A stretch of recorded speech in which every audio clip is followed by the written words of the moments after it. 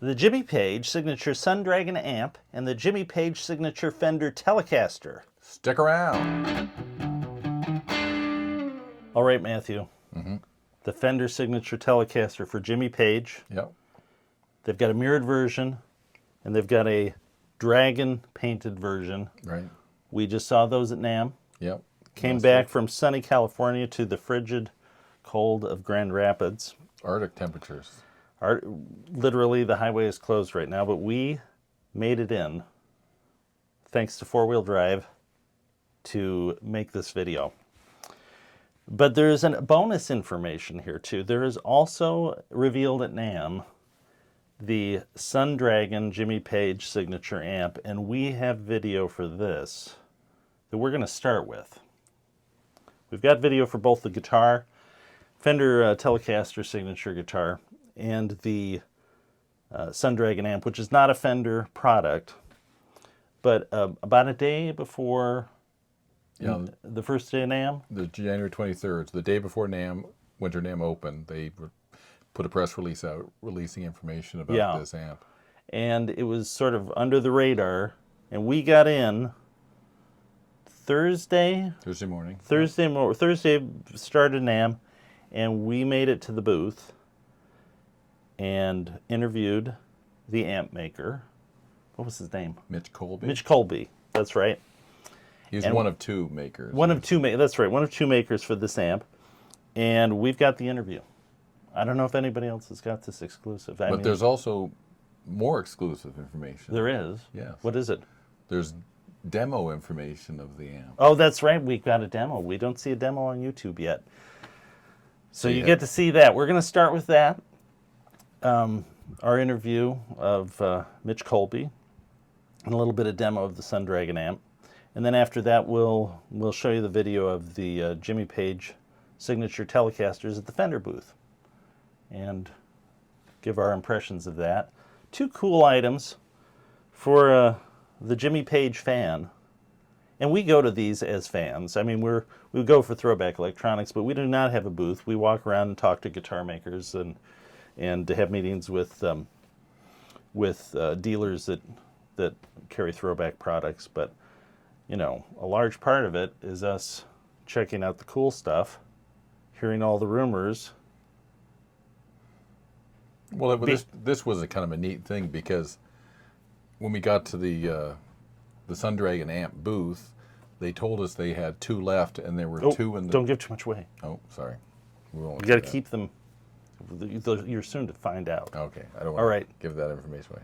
Okay, let's get on with the Sundragon amp interview. Okay, you rolling, Matthew?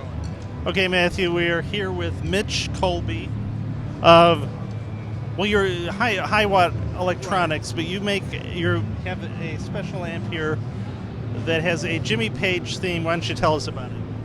Well, I only heard about this yesterday. Okay, well, a little bit about me. I have my own amp company. I'm consulting with High Watt, but I make Colby amps and Park amps, and we started this project with Jimmy Page a couple of years ago to recreate the amp that he used on Led Zeppelin I with the Dragon Telly, which Fender has reissued for the 50th anniversary of Led Zeppelin I. Yeah, and this amp is like, it has mythical status, and I mean, the background I know of sort of the Supro details with Jimmy Page is that for a long time people thought, oh, it's a Thunderbolt.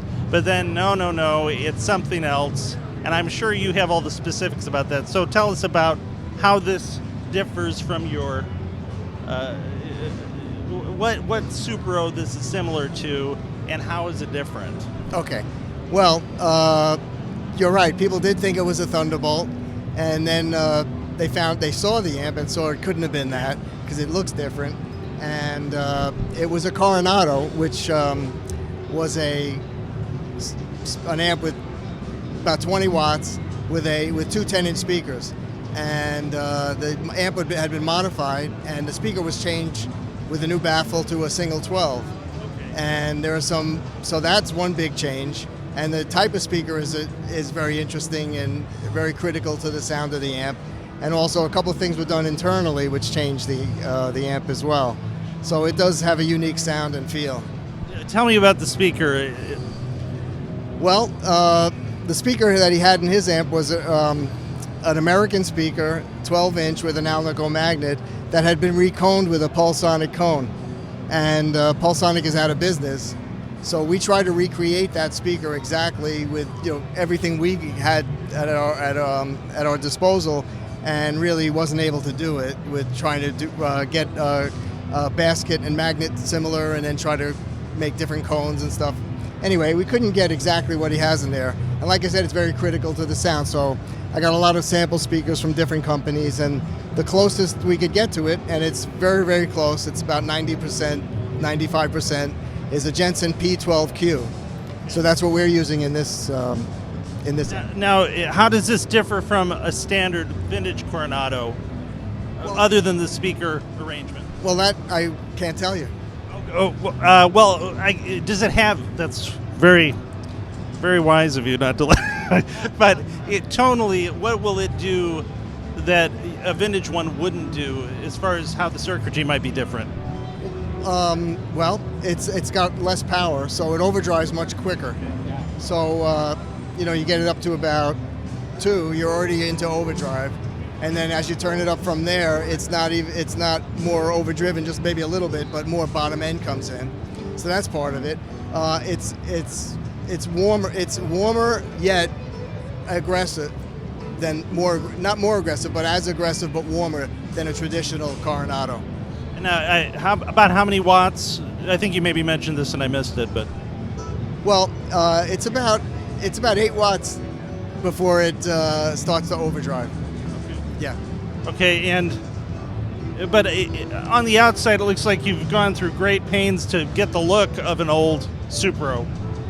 Yes, well, we didn't want to get the exact look, but what we did is we found some very interesting vintage-looking vinyl for the covering, and we put the handle with the gold ends on it because that's what Jimmy has on his amp, and the white lens, and we went to great pains to get a brass-plated steel chassis just like the original, because everything matters when you make an amp like this. Oh, sure, yeah. And other things like we have the split chassis, so the power amp's in the bottom of the cabinet and the preamp's in the top. Oh, yeah, there's a noise benefit to that, I'm assuming. Well, actually, it's probably not a benefit. Oh, it's not?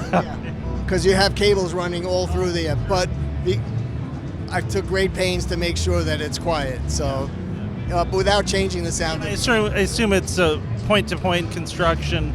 It's made just like Jimmy's. It's got a little terminal boards, and we have the same amount of terminal boards with the same amount of terminals and the same positions.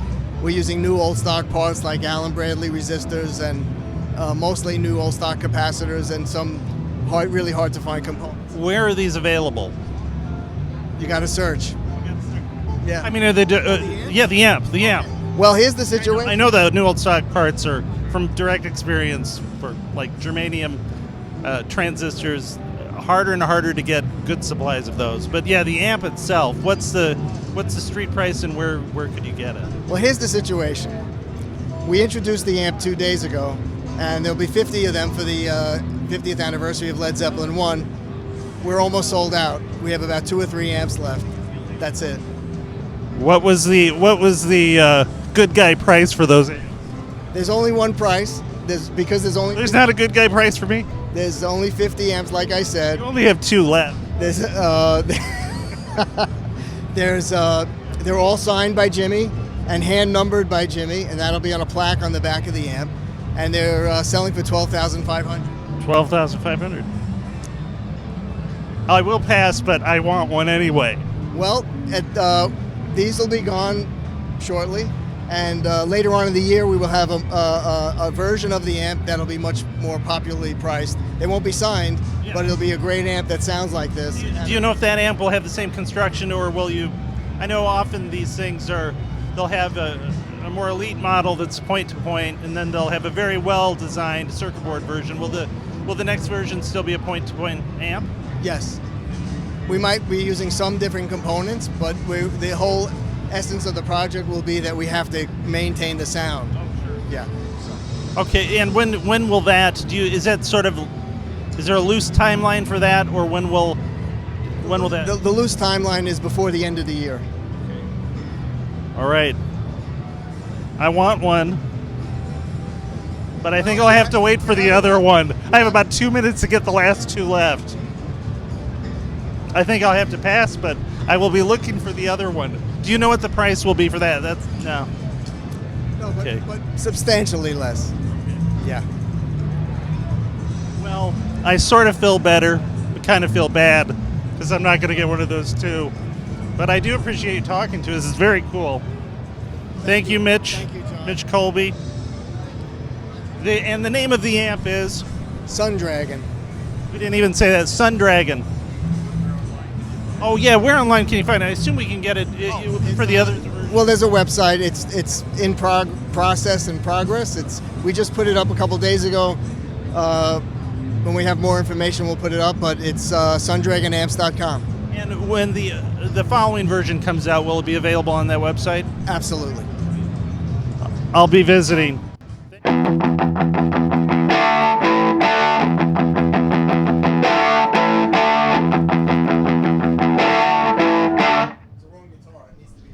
It sounds like it.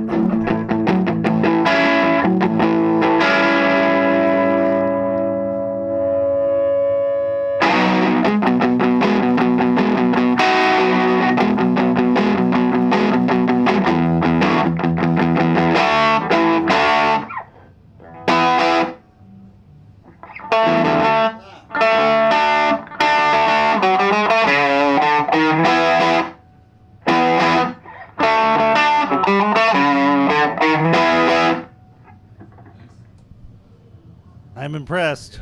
Yeah. Well done.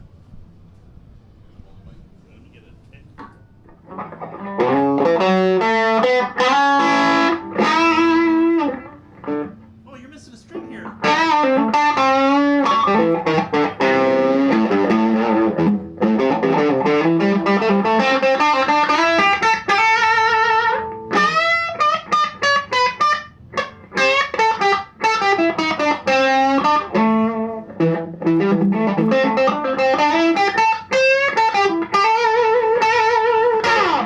Now I don't feel so bad. Now I was making a couple of.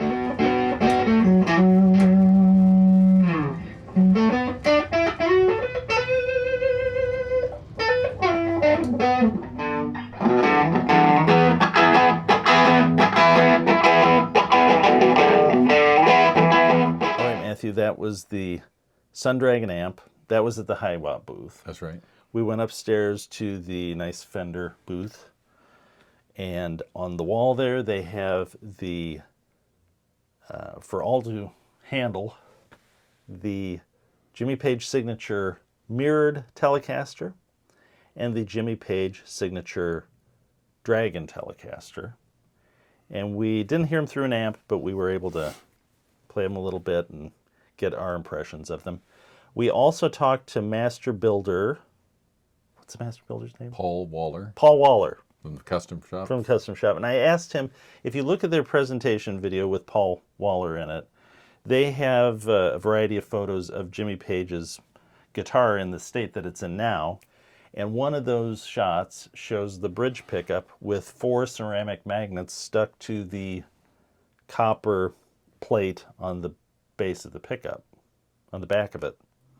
So I asked Paul about that, and after this short video of our impressions of the guitar, I'll tell you what he had to say about that.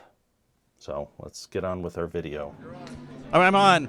Okay, so this is the first iteration of the Jimmy Page Telecaster, and I've had a chance to pick this up and play it a bit. And my first impressions are that the neck is very, very comfortable. I can see why Jimmy would love this guitar. The first thing, if I were to buy one, I would remove these mirrors. I would really love to have this guitar minus mirrors or have them as an option for me to place at will to model it to my specifications. If I wanted to go Jimmy Page-esque, I might want a little bit different arrangement. But it's a great guitar, but if I bought it, I would seriously be afraid these might cut you. But haven't been able to hear it through an amp. But the feel of the neck is very nice. All right, we're going to take a look at the back of this guitar. Beautiful color. And I would try to the profile of the neck is interesting. It's fairly thin up at the first fret, but it's got a nice thickness. Gets much thicker near the where it connects to the body. Has nice sort of shoulders on it, which seems to be very comfortable to play. We're going on to the Jimmy Page Telecaster. It says this has a satin lacquer finish over the iconic reproduction artwork. This one is actually really nice and light, same profile. This is the Mexican-made version. And the first thing I would do if I get this guitar is I would strip it. I'm serious. I would have one to leave as is, and I'd have another one to strip and refinish.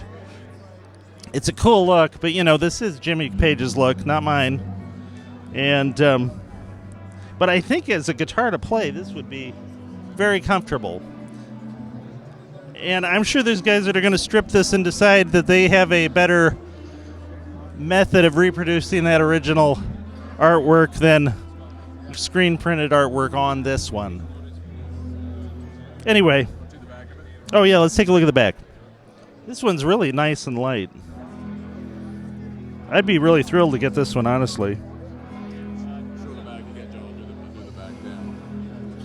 Yeah, and this has it's a through hole, you can use the ferrules there, but it's also got the holes for the bridge through bridge string. Yeah, and that's how this is strung up.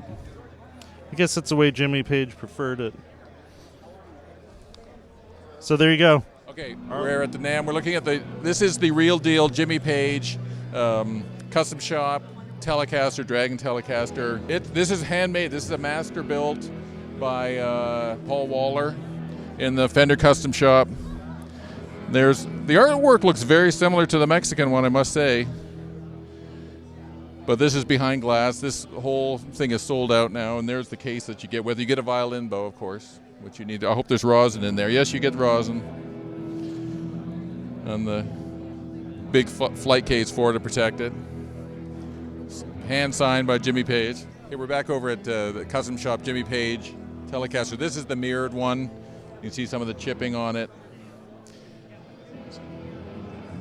These ones we've decided if we got a hold of these we would not strip, but we might be tempted to take those mirrors off. I don't know. So now, Matthew, tell us about they've got what I had in my hands. Those are the Mexican version for the Dragon. For the Dragon. And actually, that one was very nice and light.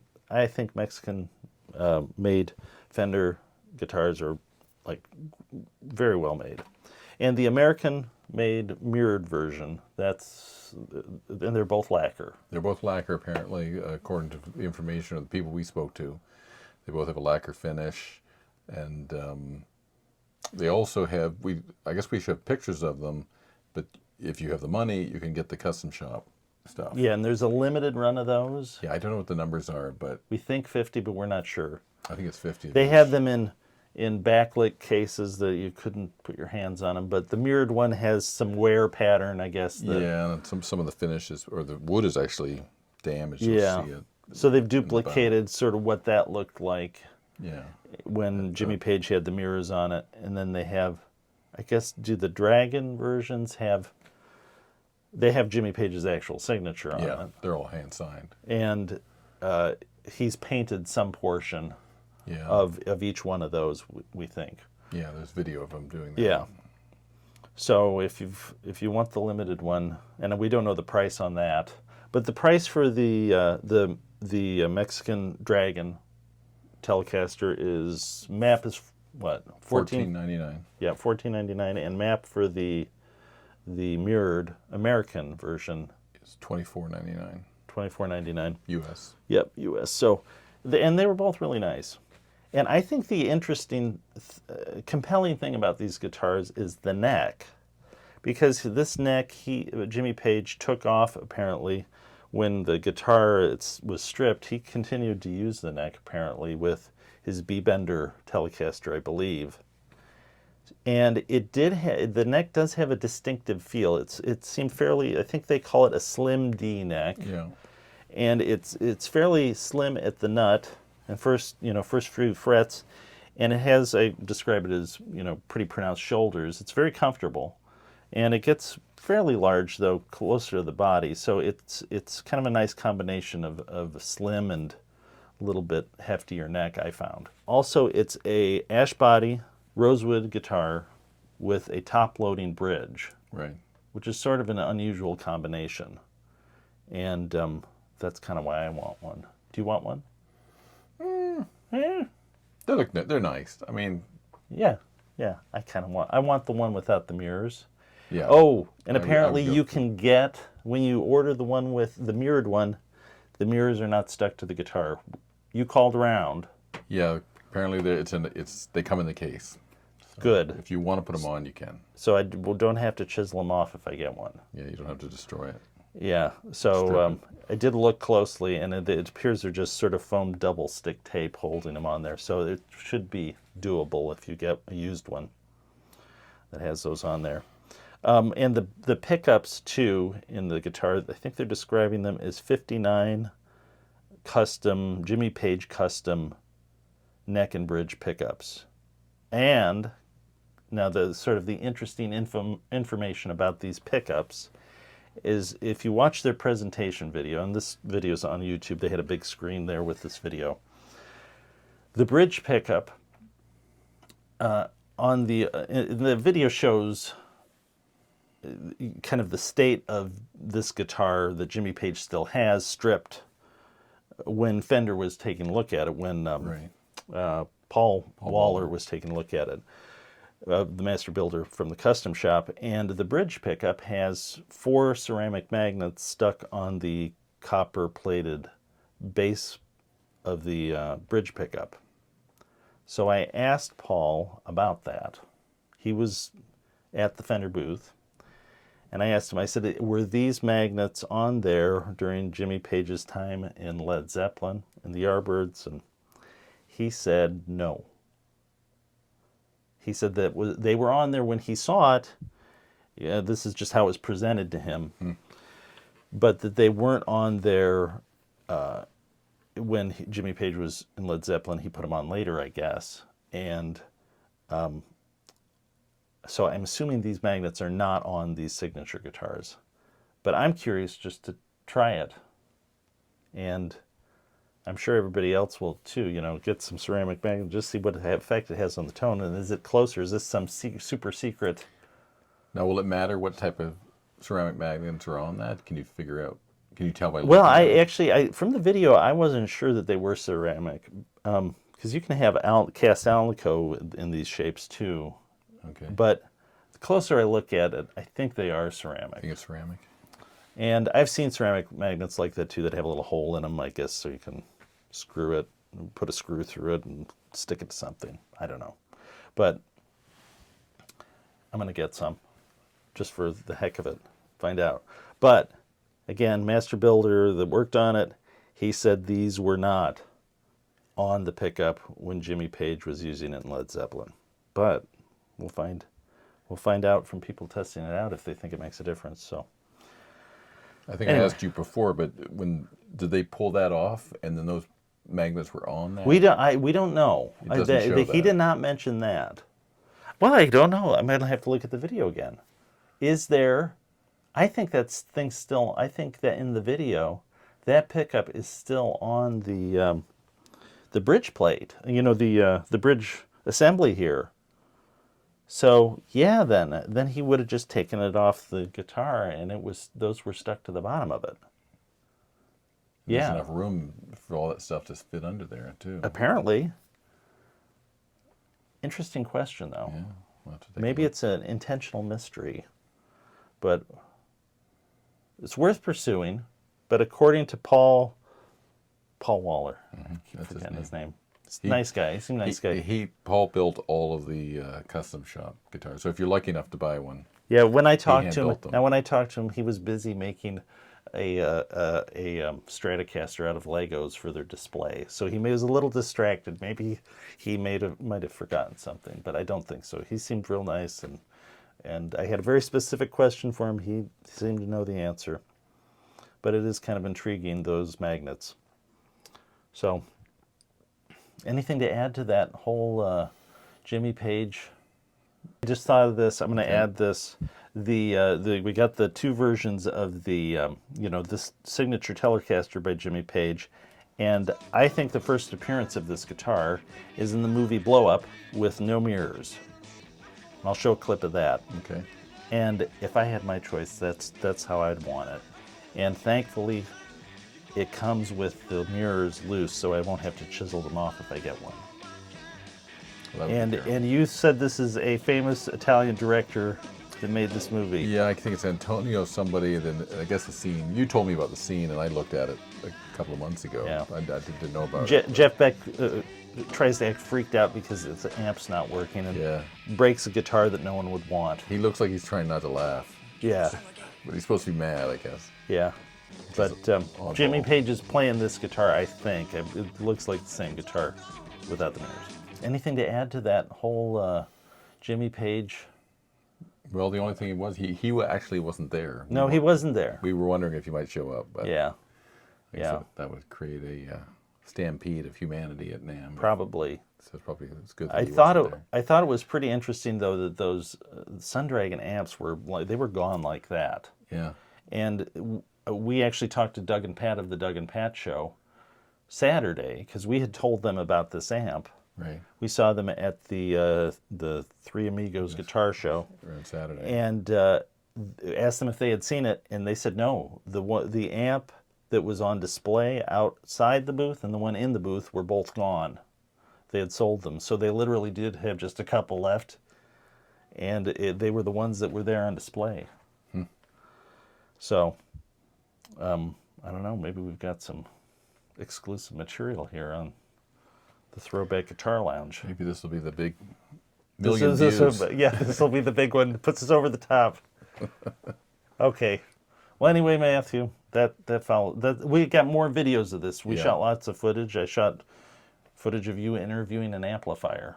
Yes, a giant amplifier. The largest amplifier, I think, in the world. You're going to want to watch. That's an upcoming video, though. Yeah. Not this one. This one is just we thought this was important stuff. We had to get this out. We braved the cold. Right now, the highway is closed. This is true.